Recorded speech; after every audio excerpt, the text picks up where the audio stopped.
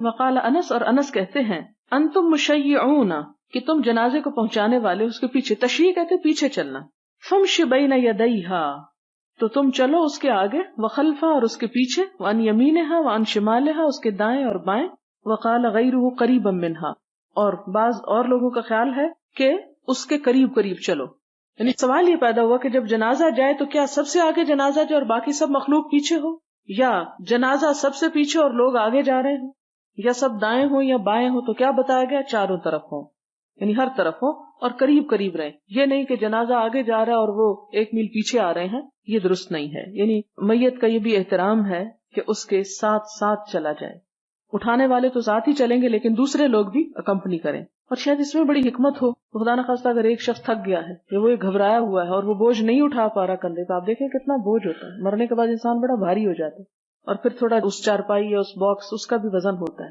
اور پھر آپ دیکھیں کہ اس طرح نہیں اٹھایا جاتا ہاتھوں پہ، بلکہ کندھوں پہ اٹھایا جاتا ہے.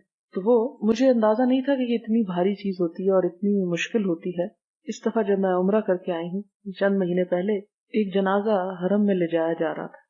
میں اپنے ایسے آرام سے چل رہی تھی تو ایک دم میں نے آواز سنی کہ جیسے کوئی بہت ہانپ رہا ہو. تو خیر ہو، پتہ نہیں کون ہے. اچانک جب میں نے پلٹ کے پیچھے دیکھا تو ایک جنازہ لا رہے تھے اور کافی سارے آدمی اس کو اٹھائے ہوئے تھے، لیکن جس طرح وہ چل رہے تھے تو ان آدمیوں کو سانس چڑھا ہوا تھا. یہ جب آپ چلتے ہیں ویسے بھی بعض اوقات، اور ذرا تیز چلے، اور پھر یہ تھا کہ شاید نماز بھی ہونے والی تھی تو وقت تک پہنچانا ضروری تھا ورنہ وہ جنازہ رہ جاتا پیچھے. تو کچھ تیز بھی چل رہے تھے، اور جب وہ چل رہے تھے تو اس وقت قریب سے فرسٹ ٹائم میں نے اس کو گزرتے ہوئے اور محسوس کیا کہ انسان مرنے کے بعد کیا ہو جاتا ہے اور کس طرح وہ دوسروں کے کندھوں پہ ایک بوجھ ہے. اور بعض اوقات وہی جنازہ اٹھاتے ہیں جن کے ساتھ ہم بگاڑے رکھتے ہیں.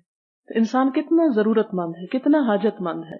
یعنی اپنے ہی شوہر کے ساتھ اور اپنے ہی بھائیوں اور اپنے ہی باپ اور اتنے، یعنی عموماً آپ دیکھیں کہ ہمارے ہاں جو مرد عورت کی جنگ چل رہی ہے عورتوں کے حقوق کے نام پہ، کتنی خطرناک چیز ہے. حالانکہ ہم بہت سے معاملات میں مردوں کی محتاج بھی ہوتی ہیں.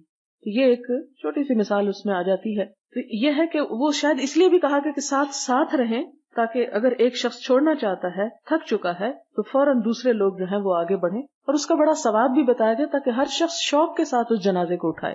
اور اسی طرح یہ ہے کہ السرعۃ بالجنازہ، جنازہ اٹھا کے آہستہ آہستہ نہیں چلا جاتا بلکہ تیز چلا جاتا ہے. یعنی دوڑا تو نہیں جاتا لیکن عام رفتار سے تیز چلنا ہوتا ہے جنازے میں. اور وہ بھی شاید اس لیے کہ تیز قبرستان تک پہنچا جائے. اور بعض اوقات یہ ہوتا ہے کہ بڑی دھوپ ہوتی ہے اوپر، بعض اوقات بارش ہوتی ہے، اور بعض اوقات یہ کہ بہت آہستہ چلنے سے بہت تاخیر ہو سکتی ہے اور بہت سے لوگ کاموں پہ واپس پلٹنا چاہتے ہوں گے. تو اس صورت میں السرعۃ بالجنازہ کا مطلب ہے کہ جنازہ لے کے تیز چلا جائے. اور اسی طرح چلنے کی بات ہے، فمشی، مشی.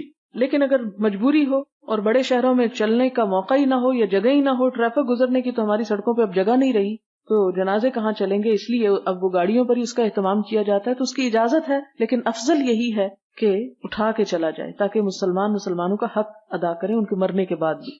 حدثنا علی بن عبد اللہ حدثنا سفیان قال حفظناه من الزہری عن سعید بن المسیب. یہاں پر آپ دیکھیں کہ یہ لفظ جو آ رہا ہے نا، حفظناه من الزہری، یہ بڑا عام ہے سند میں. یہ لفظ سمجھنے کی بات ہے. سمجھنے کی بات یہ ہے کہ حدیث کا علم ہمیں ایسے ہی سنا کے نہیں پہنچ گیا. یہ سنی سنائی باتیں نہیں ہیں بلکہ سن کے یاد کی جاتی تھی. تو یہاں پر آپ دیکھتے ہیں کہ سفیان کہتے ہیں، سفیان ابن عیینہ، کہ ہم نے اس حدیث کو حفظ کیا تھا. کس سے سن کر؟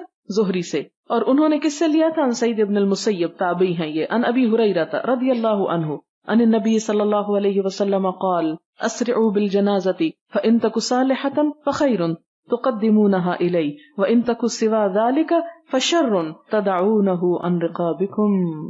کہ جنازے کو جلدی لے کے چلو، اگر وہ صالح ہے تو بہتر ہے، بہت اچھا ہے.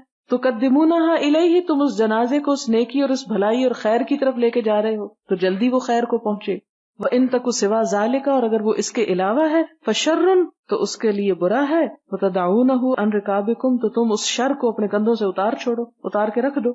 یعنی اس شر کو اپنے کندھوں سے اتارتے ہو، اس شر کو لیے پھرنے کا کیا مطلب ہے؟ اسے جلدی شر کے حوالے کرو، اس کے انجام تک پہنچا دو.